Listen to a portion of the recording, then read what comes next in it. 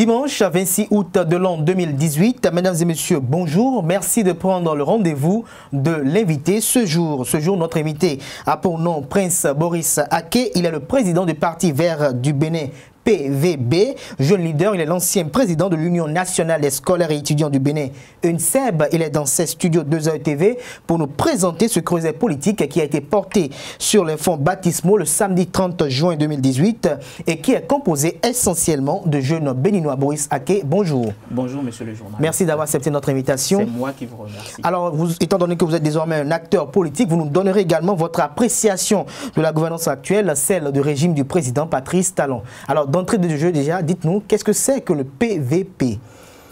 Le PVB, c'est le Parti vert du Bénin, oui, porté effectivement sur les fonds baptismaux le 30 juin 2018. C'est un creuset politique composé essentiellement de jeunes, comme vous l'avez bien dit, des jeunes gens, des jeunes leaders, des jeunes leaders, des jeunes militants engagés et qui ont à cœur l'environnement. Pour nous, l'environnement est un enjeu majeur et c'est pour ça que nous avons opté pour l'écologie politique. Vous n'êtes pas sans savoir que de nos jours, notre cadre de vie se dégrade, l'environnement se dégrade du fait des comportements que nous avons au quotidien et dont nous ne nous rendons pas compte. Et donc, ce parti est né donc, pour participer à l'éducation populaire à l'écologie, pour instaurer le débat écologique dans l'arène politique, pour prendre des postes de responsabilité, de prise de décision, afin de pouvoir proposer des textes et lois pour tant soit peu, excusez-moi, sauvegarder notre environnement, pour limiter les dégâts écologiques auxquels l'humanité tout entière et le peuple béninois, les peuples africains sont confrontés, oui, et seront confrontés dans une mesure plus large dans les prochaines années si rien n'est fait. Mais le Parti vert du Bénin, c'est un parti qui défend aussi d'autres principes, d'autres valeurs, comme la bonne gouvernance, comme la démocratie, l'état de droit, comme l'état de droit, le multipartisme intégral, pour le féminisme, pour l'émancipation des jeunes, pour le partage équitable des ressources de l'État. En un mot, c'est un parti politique qui œuvre, bien entendu, pour le développement, pour le mieux-être des populations. C'est un parti qui œuvre pour le développement, pour le mieux-être des populations, pour la bonne gouvernance et aussi pour l'enracinement des valeurs démocratiques au Bénin. Alors, quelle est la position de ce parti politique sur l'échiquier politique national? Alors, le Parti vert du Bénin, lorsque vous me demandez quelle est sa position sur l'échiquier politique c'est de savoir est-ce que c'est un parti de la mouvance, un parti de l'opposition, peut-être un parti du centre? De toutes les façons, nous désapprouvons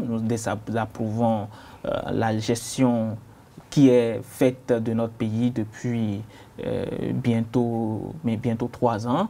Et donc, nous sommes contre la manière dont le pays est dirigé, la manière dont les actions du gouvernement en place, du régime en place sont menées. Vous êtes contre la manière dont les actions du régime en place sont menées, ça veut dire que vous êtes contre les différentes réformes qui sont opérées dans différents secteurs, mais quelle est la lecture de façon plus spécifique que vous faites de la gestion des affaires étatiques depuis le 6 avril 2016?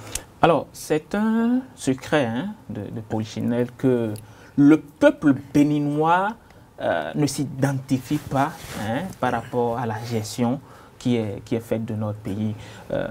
Depuis le 6 avril 2016. Le 6 avril. Parfois, c'est peut-être relatif, parce que nous avons vu, par exemple, à Porte-Novo, des marches de soutien, des marches qui ont été effectuées quand même pour relater un peu un enthousiasme des différentes réformes qui ont été opérées par le président Patrice Talon. On connaît la coloration politique de ceux qui ont organisé et qui vont peut-être continuer d'organiser des marches de soutien au chef de l'État. Nous sommes dans un pays démocratique, libre à eux de soutenir les actions du gouvernement. Mais le constat qui est fait laisse la plupart des Béninois perplexes. L'humain n'est pas placé au centre de la gouvernance actuelle. Les choses sont faites avec une certaine violence. En 2 mois, nous avons suffisamment... En 2 ans. En 2 ans, oui, nous avons suffisamment régressé donc, sur le plan de l'état de droit, de la démocratie, des droits de l'homme. J'espère que nous aurons l'occasion de développer un certain nombre de sujets tout à l'heure, quand on va évoluer dans cette discussion-là. Et donc, lorsque vous mettez tout ceci ensemble et que vous y ajoutez la politique d'austérité menée par ce gouvernement-là, vous ne pouvez que désapprouver ce qui est fait. Et le Parti vert du Bénin est né, bien entendu, pour donc proposer des voies et moyens aux dirigeants actuels pour que nous puissions sortir de l'auberge, pour améliorer la gouvernance. Une gouvernance qui va véritablement se mettre au service des populations, se mettre au service donc du développement. C'est de ça dont il est question. Alors, l'une des grandes réformes qui ont suscité beaucoup de polémiques et de controverses à l'entame du régime du président Patrice Talon, c'était la suspension des activités syndicales au niveau des associations et mouvements des universités publiques du Bénin. Alors, en tant que président ou ancien président de l'Union nationale des scolaires et étudiants du Bénin, UNICEB, alors comment avez-vous apprécié cette réforme visant à réorganiser le mouvement et des associations estudiantines sur les campus? Je dirais qu'il serait mieux que vous alliez questionner vos archives, parce que je sais que Esaïe TV, en son temps, nous prenait beaucoup en interview. Tout à fait. J'étais président de l'Union nationale des scolaires et étudiants du Bénin lorsque au moment des faits. Au moment des faits, lorsque ce régime-là s'est mis en place. Je me suis battu avec des camarades à l'université pour que la candidature de M. Patrice Talon soit validée, pour que M. Patrice Talon revienne au pays, revienne de l'exil au pays pour mettre en place contribuer au débat national. Pour contribuer aux joutes électorales.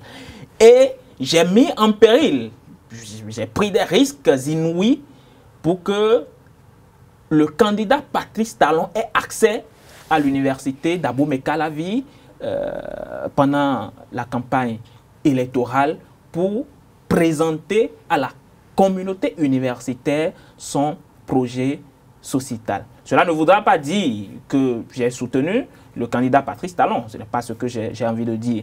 Vous avez contribué à son élection. J'ai contribué à ce que un citoyen béninois jouisse pleinement de ses droits. Parce que je suis un démocrate, je suis un légaliste.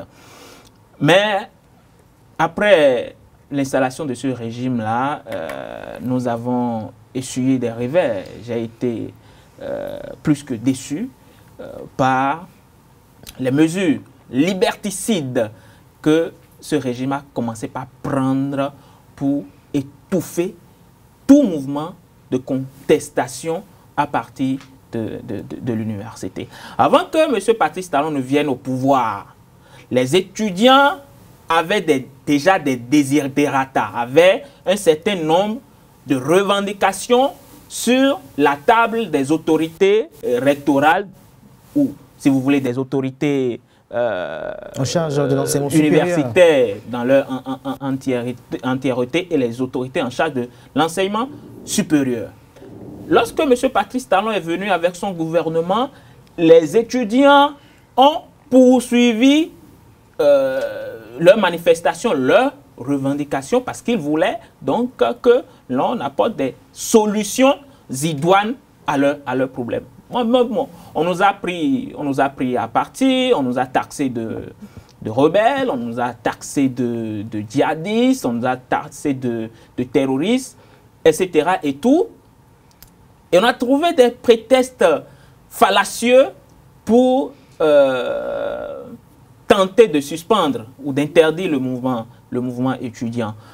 Mais vous savez ce qui s'est passé. Nous avons poursuivi nos manifestations sans désemparer. Nous avons obtenu gain de cause en ce qui concerne la revendication principale qui était d'obtenir ad vitam aeternam la session de rattrapage pour les étudiants de l'ex-faculté des lettres et arts, de la Flash, et pour tous les étudiants de l'université, qu'ils soient de la Flash, de la FAS, de la FADESP ou des écoles. Mais est-ce qu'à votre niveau, est-ce que vous ne comprenez pas aujourd'hui, n'étant plus dans le feu de l'action, qu'à un moment donné, il fallait quand même, tant soit peu, suspendre ces différents mouvements qui, par un moment donné, étaient perçus par les parents d'élèves ou par les parents d'étudiants comme des mouvements qui étaient comme des groupes qui visaient quand même à être tout le temps en divergence avec les autorités rectorales? Non, cette mesure du gouvernement était disproportionnée. La preuve en est que lorsque nous avons porté des recours, lorsque nous avons porté des recours devant la Cour constitutionnelle, la Cour nous a rétablis dans nos droits et donc a débouté la décision gouvernementale. Et donc, moi je pense que cela n'appartient pas à un gouvernement de vouloir réorganiser le mouvement étudiant. Nous sommes dans un pays démocratique où la liberté d'association est régie par la Constitution de décembre 1990. Mais est-ce qu'à un moment donné, le gouvernement ne peut pas peut-être s'ingérer dedans pour essayer de réguler, pour ne pas permettre comme l'anarchie quand même? Je suis très offusqué lorsque le gouvernement tente de s'ingérer dans les affaires qui concernent les associations. Les associations estudiantines ne sont pas donc tributaires de tous ceux dont on les accuse. Hein.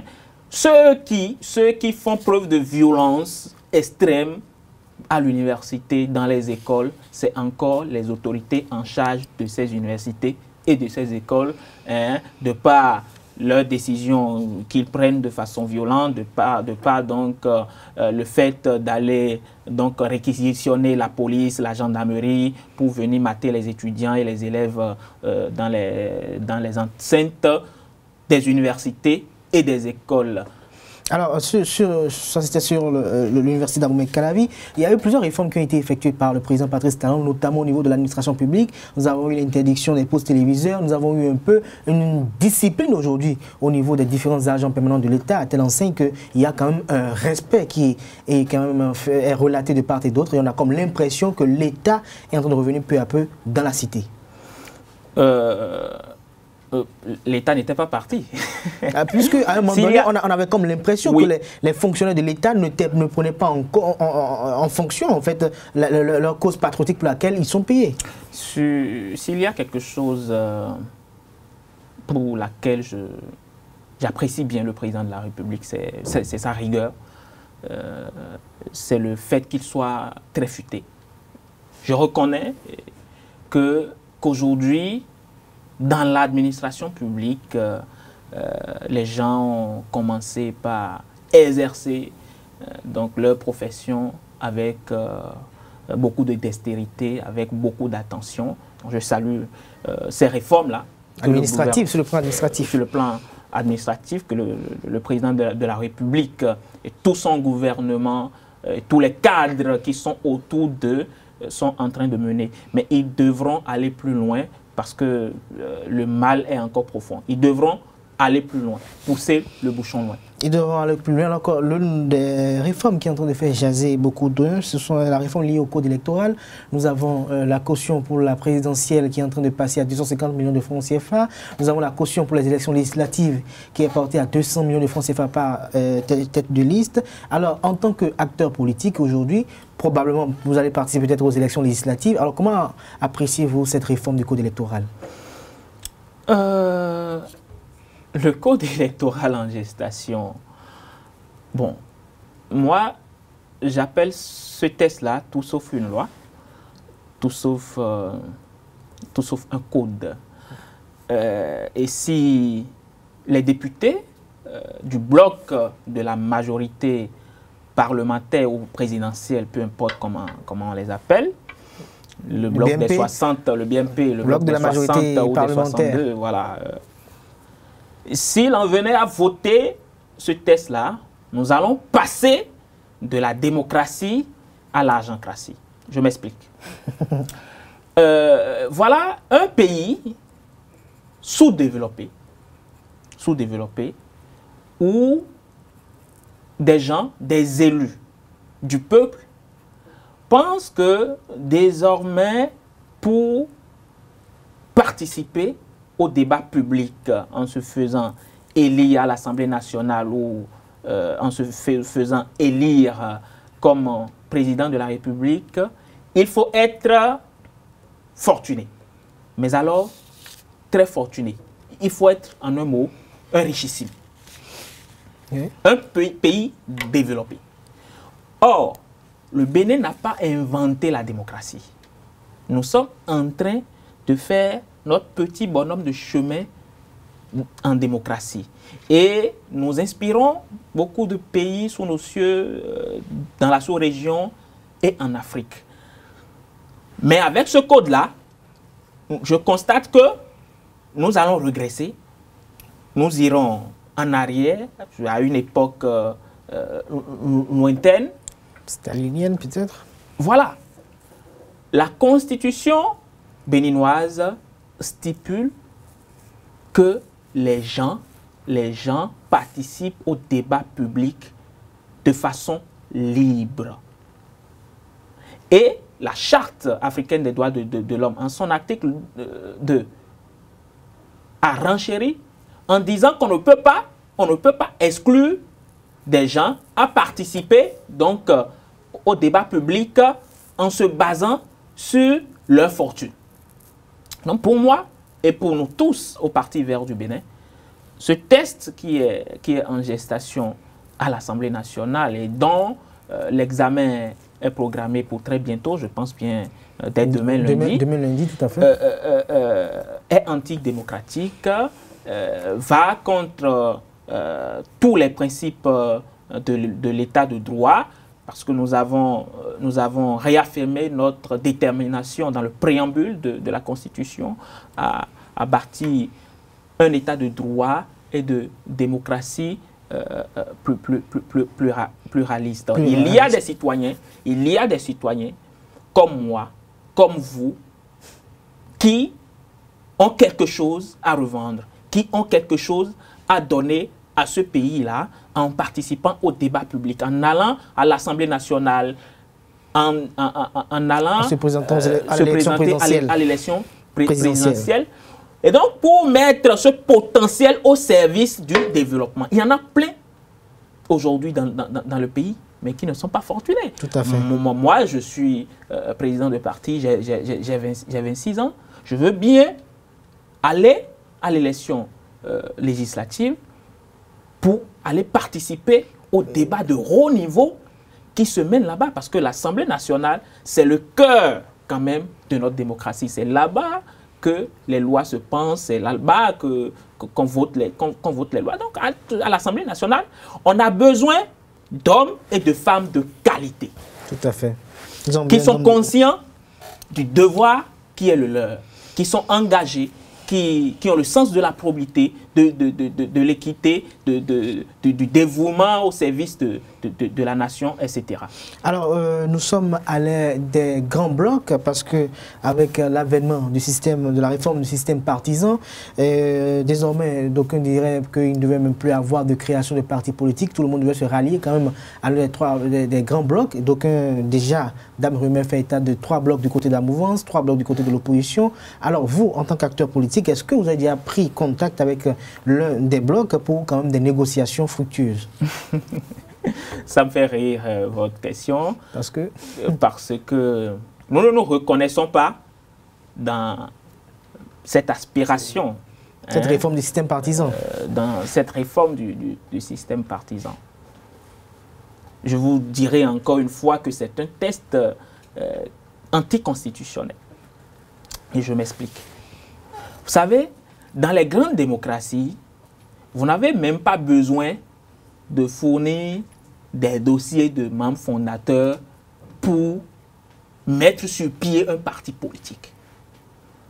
Des citoyens d'un pays, quel que soit leur nombre au départ, s'ils s'entendent sur un idéal idéologique, peuvent se mettre ensemble et déclarer qu'ils constituent en un jour X un parti politique et commencer par se battre pour cette idéologie-là. J'irai plus loin. La nouvelle charte des partis politiques demande à ce que chaque parti, à sa naissance, fournisse 10 dossiers par commune. Le Bénin aujourd'hui compte 77 communes. Vous faites le calcul rapide, vous trouvez 1155 membres fondateurs. Et sachant que le dossier d'un membre fondateur coûte en moyenne 10 000 francs CFA. Lorsque vous faites la multiplication, 10 000 francs fois 1155, la calculatrice vous sort 11 500 et quelques mille. Alors, nous, au Parti Vert du Bénin, pour créer notre parti, on est allé vers personne pour quémander de l'argent. Parce que nous avons estimé qu'on est à même de se cotiser pour faire un congrès. Bon, maintenant, si on nous demande de mobiliser 11 millions, rien que pour créer un parti politique, nous trouvons que c'est contre les dispositions donc, de la démocratie, c'est contre les dispositions constitutionnelles. En allant plus loin, oui, la charte exige qu'aux élections législatives, chaque liste réunisse 15% du nombre total de sièges répartis sur l'ensemble du territoire national. Eh bien, nous passons du mode de scrutin proportionnel au mode de scrutin majoritaire. Mais le scrutin majoritaire est un mode ancien, c'est révolu. C'est révolu parce que le scrutin majoritaire ne prend pas en compte toutes les aspirations du peuple. Ça ne prend pas en compte, ça ne permet pas que tous les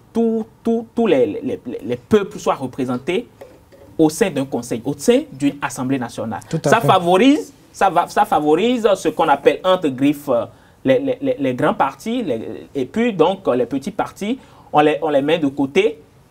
Mais en les mettant de côté, en les écartant, on écarte les opinions de leurs électeurs. Et c'est en cela que la charte aussi est antidémocratique. démocratique. Alors, nous sommes presque à la fin de cette émission. Je ne vais pas quand même vous laisser partir sans quand même recueillir vos appréhensions de cette affaire qui fait quand même couler beaucoup d'encre et de salive depuis bientôt 8 ans. Cette semaine, elle a fait couler encore beaucoup d'encre et de salive. Beaucoup de réactions ont été évoquées, été faites sur les réseaux sociaux de part et d'autre. Cette affaire d'Anivor, ce cadre du ministère de l'économie et des finances qui a disparu de façon mystérieuse et miraculeuse en août 2010. Il est militant du PSD. Alors, en tant qu'acteur politique, en tant que jeune leader, comment appréciez-vous ce dossier? Oui, les différentes réactions qui viennent de part et d'autre, et oui, après avoir suivi également l'animation de ce dossier au niveau du tribunal de première instance de première classe de Cotonou cette semaine écoulée. Il y a toujours une certaine peur qui m'anime quand j'aborde le dossier d'Anivor. Allez-y. C'est un dossier auquel je m'intéresse depuis 2010. Depuis 2010, je pense que j'étais encore très jeune, j'étais en terminale. Voilà un citoyen qui quitte son bureau un beau soir et qui disparaît dans la nature. Il disparaît dans la nature depuis 8 ans. Et plus aucune nouvelle de lui depuis lors. Moi, je pense que les autorités, je ne voudrais pas faire un certain nombre de commentaires là-dessus parce que le dossier est assez sensible aussi. Est assez sensible et devant les juridictions. Et devant les juridictions. Je voudrais simplement exprimer encore une fois toute ma compassion aux familles et aux proches de M. Danivor, Pierre Urbain. Et je voudrais donc inviter les autorités à divers niveaux en charge donc, du dossier à faire en sorte que la vérité puisse enfin se manifester. Parce que tout le peuple béninois attend que la vérité se manifeste. On attend de savoir ce qu'il s'est réellement passé avec M. Pierre Urbain Danivor. Parce que sinon, nous ne sommes pas en sécurité. Parce que cela voudra dire qu'un beau jour, je peux quitter un studio comme ça et disparaître dans la nature. On doit faire en sorte que la vérité se manifeste. Alors pour finir, un dernier message à l'endroit de la jeunesse béninoise pour beaucoup plus de conscience et beaucoup plus d'ardeur au travail. La jeunesse doit savoir que ce dont nous avons d'abord besoin, c'est le travail. Il faut qu'on travaille beaucoup. Je sais que le système ne permet pas à ce que la jeunesse puisse s'insérer, mais nous devons sortir des sentiers battus. Nous devons aller vers l'entrepreneuriat et travailler beaucoup pour créer de la richesse pour notre pays. Travailler aussi pour participer à l'amélioration de la gestion de notre cité. C'est pourquoi on doit s'engager. Que les jeunes qui sont conscients de ce qu'ils ont quelque chose en eux, qu'ils ont un engagement, qu'ils ont une conviction, s'engagent sans réfléchir pas deux fois. Merci à vous, Maurice Prince Aké. Je rappelle que vous êtes le président du Parti vert du Bénin PVB. Nous pouvons retenir de manière sommaire et expéditive de cet entretien que le parti est un parti écologique composé essentiellement de jeunes pour participer à la préservation de l'environnement. Vous avez participé également à la gouvernance étatique en participant également aux différentes législations liées à l'écologie et à l'animation de la vie politique nationale. Ce parti s'inscrit dans la défense du militantisme intégral, de la bonne gouvernance et de la démocratie et de l'état de droit. Vous désapprouvez la gestion du pays actuelle faite par le président Patrice Talon, car pour vous, les différentes actions qui sont menées, l'homme n'est pas au centre de développement et le Bénin a régressé à divers niveaux. Vous voulez contribuer, vous avez indiqué tout à l'heure que vous avez contribué à l'élection du candidat Patrice Talon en 2016 et que vous ne vous reconnaissiez pas dans les différents actes que pose le président Patrice Talon depuis son avènement au pouvoir en avril 2016. Par ailleurs, vous avez félicité le président Patrice Talon en ce qui concerne les réformes administratives et vous l'encouragez à pouvoir faire davantage de réformes pour que véritablement les différents agents permanents de l'État soient plus conscients au niveau de leur poste de travail. En ce qui concerne le code électoral et la réforme du système partisan, vous avez dit que ce sont des réformes et des textes de loi antidémocratiques et anticonstitutionnels. Vous avez signifié votre compassion aux parents de Urbain Pierre d'Anivor et vous avez imploré la clémence des autorités béninoises pour que la vérité soit finalement connue de tous pour le bonheur des populations béninoises, mais aussi et surtout pour que la sécurité, la quiétude reviennent dans le pays, le Bénin, la patrie qui nous est chère à toutes et à tous. J'espère que j'ai été fidèle. Merci à vous, Prince Boris Aké. Merci d'avoir accepté l'invitation. C'est moi qui vous remercie. Merci à toutes et à tous. Merci, chers amis internautes. Bon dimanche à toutes et à tous et à dimanche prochain.